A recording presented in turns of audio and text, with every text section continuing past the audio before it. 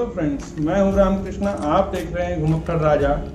आज का ब्लॉग कुछ खास है क्योंकि आज मैं जाने वाला हूं सांची। जी हां, वही सांची जिसकी तस्वीर 200 रुपए के नोट के पीछे आपको दिखाई पड़ती है।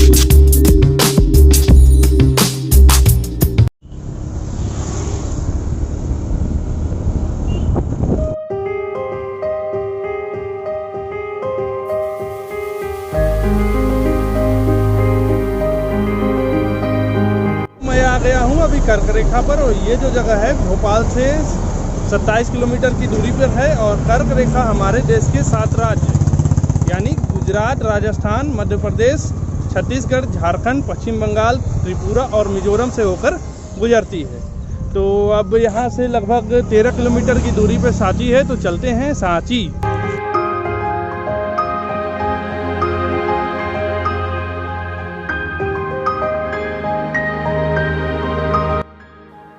सांची भोपाल से लगभग 50 किलोमीटर दूर है। आप यहाँ बस, ट्रेन या कार से भी आ सकते हैं। ट्रेन सबसे सुविधाजनक है। इसके लिए आप विदिशा स्टेशन, जो सांची से 10 किलोमीटर दूर है, वहाँ आइए और फिर ऑटो या कार से आ सकते हैं। दोस्तों, अब मैं सांची पहुँच गया हूँ और सांची एक प्राचीन जगह है। यहाँ सांची में जो स्तूप हैं उनको मानव निर्मित हैं वो, लेकिन वहाँ सांची अभी इंटर नहीं किया हूँ मैं। बस एंट्री गेट से थोड़ा पहले मैं एक अच्छा सा व्यू मुझे दिख रहा था, तो वहीं पे मैं बैठ गया हूँ। और ये जो जगह है काफ़ी अमेजिंग है। पहाड़ों पे बना हुआ ये प्लेस है और चारों तरफ पेड़ ही पेड़ हैं। बिल्कुल प्रकृति का अद्भुत नज़ारा है, तो आप देख सकते हैं। दोस्तों, अभी मैं एक पत्थर पे बैठा हुआ हूँ, काफ़ी ऊंचा पत्थर है और आप देख सकते हैं यहाँ से जो व्यू है काफ़ी अच्छा है। मुझे काफ़ी मज़ा आ रहा है ये देखने में। मैं एक पत्थर पे बैठा हूँ, चारों तरफ पेड़ ही पेड़ है और हमारे एक मित्र हैं जो अपनी छाया तस्वीर ले रहे हैं और हमें देख के मुस्कुरा रहे हैं। चलिए, बिल्कुल व्यू बिल्कुल अमेजिंग है। मैं तो कहूँगा आइए, यहाँ पे आ रही है, बिल्कुल मस्त जगह है।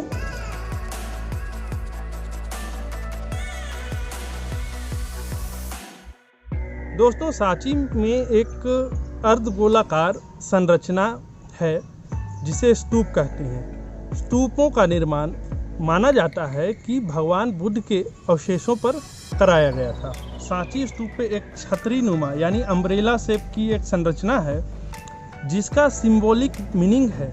वो एक अर्थ देता है, सिंबल देता है, जिसका तात्पर्य है सर्वोच्च यानी सुप्रीम, उससे बड़ा कुछ नहीं। सांची का निर्माण 3री शताब्दी ईसा पूर्व से यानी 300 BC से लेकर 11वीं शताब्दी यानी 1100 AD तक चला था। दोस्तों, जब सांची का निर्माण शुरू हुआ था 300 BC में, तब इसमें ईंटों का प्रयोग किया गया था। लेकिन कालांतर में समय समय के साथ साथ विभिन्न राजाओं द्वारा इस स्तूप में अन्य निर्माण कराए गए और इसका विस्तार कराया गया। जैसे इसमें कुछ पहले तो ये ईंटों का हुआ करता था, और जो आज की संरचना है वो जब 3री शताब्दी ईसा पूर्व में बनाई गई थी तो ईंटों की बनी थी और उसका व्यास इसका आधा था। यानी लगभग मान के चले जो आज की सांची का मुख्य स्तूप है, जो पुराना स्तूप था, इससे 8 गुना छोटा था। क्योंकि और धीरे धीरे इसमें पत्थरों को लगाकर स्तूप का अलंकरण किया गया था। दोस्तों, जब 3री शताब्दी ईसा पूर्व में सांची का निर्माण किया जा रहा था तो उस समय ईंटों का प्रयोग हुआ और सांची में एक स्तंभ भी बनाया गया था जिसे अशोक स्तंभ कहते हैं, क्योंकि इसके निर्माण कार्य की शुरुआत जो है सम्राट अशोक ने की थी और इसके निर्माण कार्य की देखरेख जो थी सम्राट अशोक की पत्नी देवी के हाथों में थी, जो यहीं से 10 किलोमीटर दूर एक स्थान है विदिशा, उनके व्यापारी की पुत्री थी देवी। दोस्तों, सम्राट अशोक और उनकी पत्नी देवी से 2 पुत्र और 1 पुत्री थी। 2 पुत्र थे महेंद्र और उज्जैनी और पुत्री थी संघमित्रा। आपको पता ही होगा कि संघमित्रा और महेंद्र ने श्रीलंका में बौद्ध धर्म का प्रचार प्रसार किया था। तब सांची 300 BC से लेके 1100 AD यानी 1100 ईस्वी तक इसका निर्माण कार्य चला। लेकिन मध्यकाल में मुस्लिम शासकों के आगमन के बाद यहाँ पर क्या हुआ, बौद्ध धर्म का जो प्रभुत्व था, बौद्ध धर्म जिस तरह से फैला हुआ था हमारे देश में, फिर इसमें अचानक बहुत बड़ी कमी आने लगी। और क्या हुआ कि जो ये सांची थी इसे त्याग दिया गया, मतलब लोग यहाँ आने बंद हो गए, ये पूरी तरह से नष्ट हो गया। तो जब ये नष्ट हो गया, मतलब यहाँ पे लोग आते नहीं थे, ये विलुप्त समान हो गया था। मतलब 600-700 सालों तक यहाँ कोई नहीं आया था।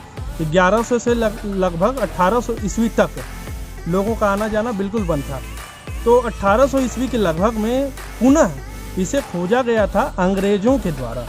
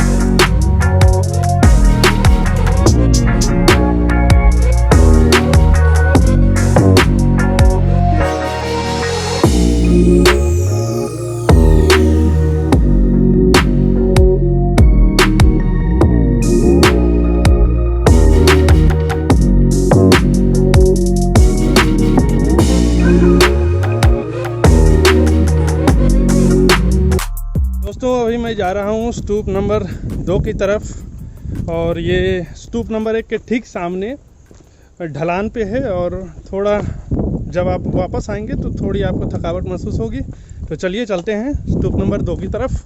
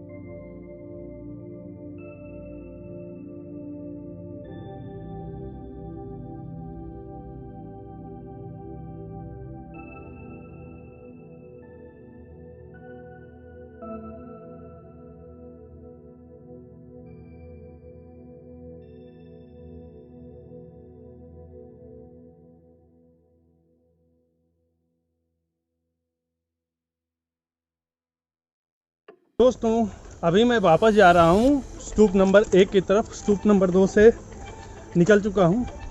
दोस्तों सांची में मुख्य 3 स्तूप हैं, स्तूप संख्या 1, 2 और 3। अभी जो आपने देखा वो स्तूप नंबर 2 था।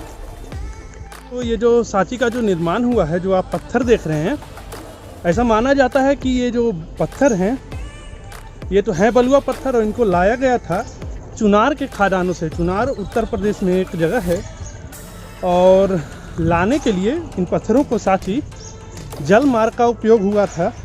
और लाने का रास्ता कुछ यूँ था कि मानसून में जब नदियाँ अपने उफान पे होती हैं तो गंगा, यमुना और बेतवा नदी के रास्ते इसे लाया गया था, क्योंकि सांची बेतवा नदी के किनारे ही स्थित है। दोस्तों एक कहानी और अनोखी है। जब कोई हमसे पूछता है भाई बताओ अशोक स्तंभ कहाँ है या कहाँ पाया जाता, मतलब पहले था, कहाँ मिला था, तो लोग कहते हैं सारनाथ में। लेकिन क्या आपको पता है कि सांची में भी एक अशोक स्तंभ बनवाया गया था। तो सांची का अशोक स्तंभ जो है दोस्तों उस तरह से सुरक्षित नहीं है, टूट चुका है, और ये अभी सांची के म्यूजियम में रखा हुआ है। चूँकि म्यूजियम में कैमरा ले जाना अलाउड नहीं है, तो मैं आपको उसकी एक तस्वीर दिखा देता हूँ।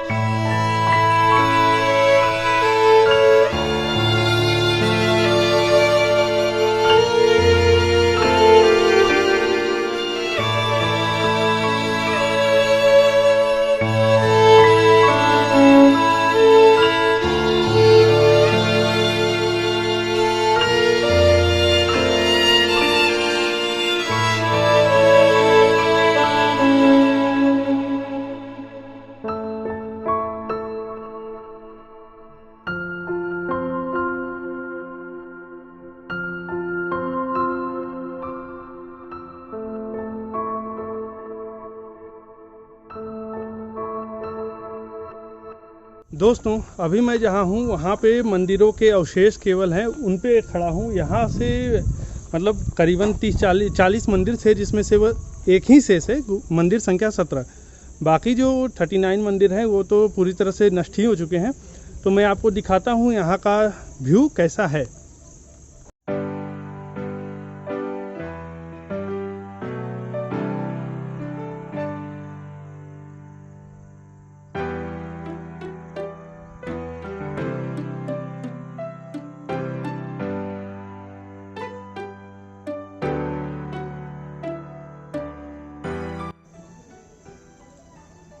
दोस्तों ये मंदिर संख्या 17 है, केवल अब यही शेष है 40 मंदिरों में।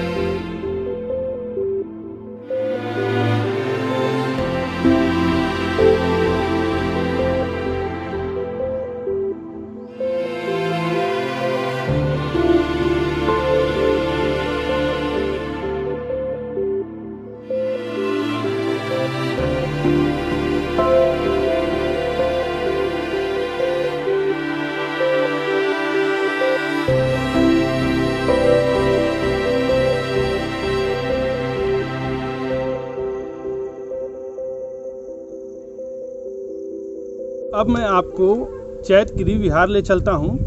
चैतगिरी विहार में क्या था कि जब अंग्रेज़ों ने सांची को ढूंढा था दोबारा, तो सारे जो मंदिर थे टूट चुके थे, और जो चैतगिरी विहार है उसमें पुराने बौद्ध भिक्षु जो हुआ करते थे, गुरु होते थे, उनके अस्थि कलश रखे जाते थे संरक्षित। तो 2 अंग्रेज कनिंघम एवं मेसी ने उनको ढूंढा और आधा आधा बांट लिया था। फिर क्या हुआ, मेसी ने उनको सारे अस्थि कलश जो उसके हिस्से में आई थी उसे लेके वो इंग्लैंड चला गया और उसे बेच दिया। आप सोचिए, जिन अंग्रेज़ों ने हमारा प्राकृतिक संसाधन लूटा, हमारे जो धन दौलत थे राजा राजाओं के, सारे ले गए। इतने से पेट नहीं भरा तो वो अस्थि कलश तक चोरी करके ले गए, और वहाँ जाकर मेसी ने आधे अस्थि कलश उसने बेच दिए विक्टोरिया म्यूजियम को। फिर जब 1947 में भारत आज़ाद हुआ था, तो उसके बाद वो अस्थि कलश चूँकि श्रीलंका के गुरुओं के थे, वो श्रीलंका से बिलोंग करते थे, तो उनमें से 2 के अस्थि कलश को श्रीलंका को वापस कर दिया गया था।